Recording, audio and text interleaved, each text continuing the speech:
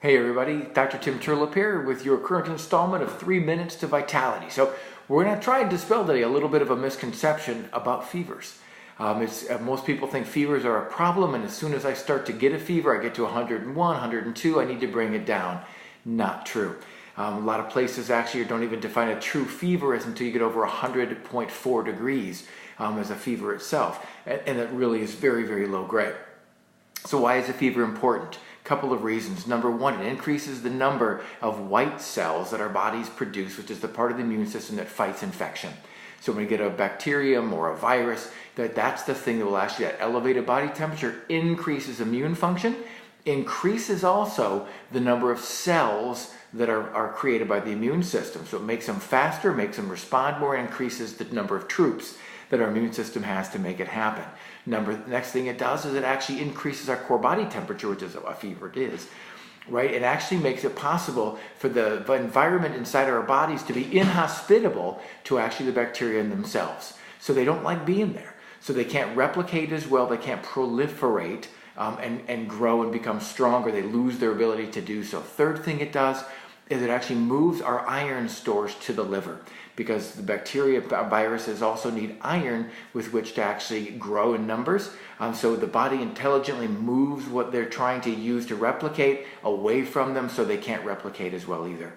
Also, a very cool thing that it does is it actually creates an impression on the immune system. So when we encounter that bug the next time, we actually can fight it off way before it ever makes us ill, and we get symptomatic. We won't even know we had it.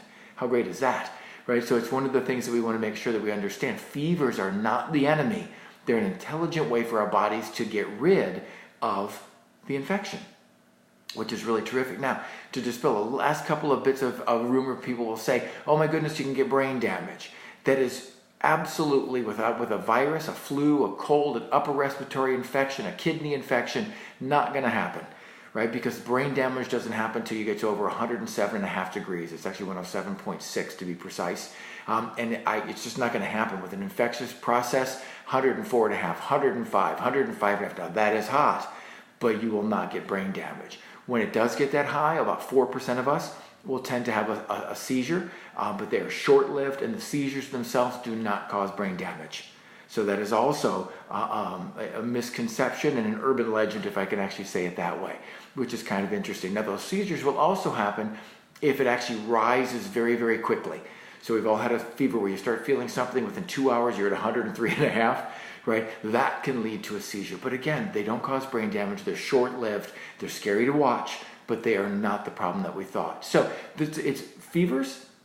Not a bad thing. Actually a good thing to try and do. So before you reach for the bottle of Tylenol, before you reach for the Motrin to bring that down for yourself or for one of your kids, a loved one, whomever it might be, think twice.